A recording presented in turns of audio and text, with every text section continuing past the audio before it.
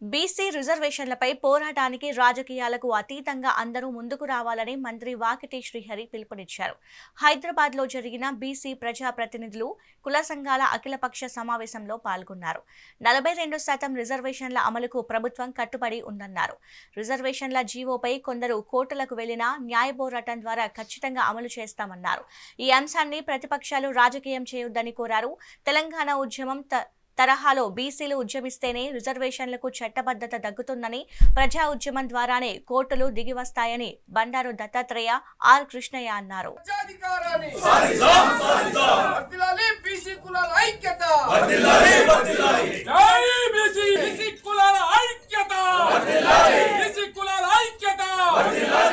Court తోటి ప్రజా ఉద్యమాల ద్వారా తాడోపేడ తెలుసుకోవాలి. ఎన్ని రోజులు కోర్టులు మన జీవితాలతో చెరగాళ్ళు మారుతాయి. అందుకే దీన్ని తాడోపేడ చేస్తారని ప్రజల్ని మార్పు చేయాలనేటటువంటి మన మూమెంట్కు ప్రభుత్వం కూడా లొంగి జీవ తీసింది. అయితే ఇక్కడ గెలవడానికి మనకు అనేక అవకాశాలు ఉన్నాయి. అలాగే ఒకవేళ సుప్రీంకోర్టులో గెలవకపోతే బలమైన అడ్వకేట్లు పెడతాం. గెలవడానికి అవకాశం ఎట్లున్నాయంటే చట్టపరంగా అసెంబ్లీలో చట్టం చేశారు. రాజ్యాంగ పరంగా 243D6 ప్రకారం జీవో తీశారు. అది రాజ్యాంగంలో స్పష్టంగా ఉంది. దాని మీద బలమైన ఆర్గ్యుమెంట్ మనం పెట్టవలసినటువంటి అవసరం ఉంది. మూడవది న్యాయపరంగా కూడా చెల్లుబాటు అవుతుంది. సుప్రీంకోర్టు ఒక కేసుల మండల్ కమిషన్ల జనాభా ఉంటే లెక్కలు పర్ఫెక్ట్ ఉంటే పెంచుకోవచ్చని ఒక జడ్జిమెంట్.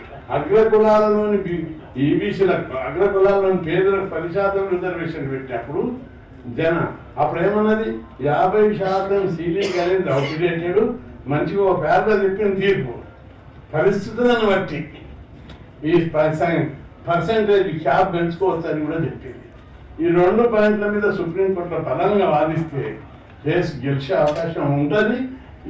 గెలవలేదనుకుందాం. ప్రజా ఉద్యమాల ద్వారా రాజ్యాంగాన్ని 9th షెడ్యూల్ ఒకటి తరపు సాధన జరగాలి. ఎస్సీ ఎస్టీలకు జనాభా ప్రకారం ఒక క్లాస్ ఉంది.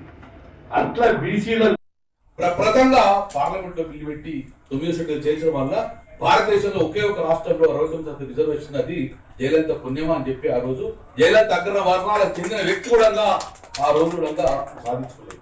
మనం ఎందుకు ముందుకుపోతుంది? ఇది మాకు అఖిలపక్షం లేదా? మనందరూ తీసుకోపోలేదా ముఖ్యమంత్రి గారు? మనందరూ తీసుకొని సాధించలేదా? అంటే సంకల్పం లేదు. సో దయచేసి నేను ఎక్కువ సమయం తీసుకుంటే ఒకటి మాత్రం చెప్పగలుగుతా.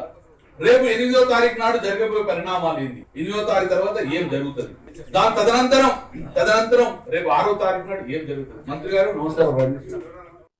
ప్రప్రథంగా పార్లమెంట్ లో బిల్లు పెట్టి 9వ షెడ్యూల్ చేర్చడం వల్ల నేను ఒకటే ఎక్కడ బాధపడతా ఉన్నా అంటే ప్రతి ఒక్కరు కూడా రాజకీయ పరంగా బట్టగాల్చి మీరు చేసే ప్రయత్నం చేస్తున్నారు. నేను మా గంగుల కమలాకర్ అందరూ కూడా అసెంబ్లీలో నాకు వారికి తర్కవాదం జరిగినప్పుడు చెప్పిన అన్న ఒక ప్రక్రియ కొనసాగించాలా.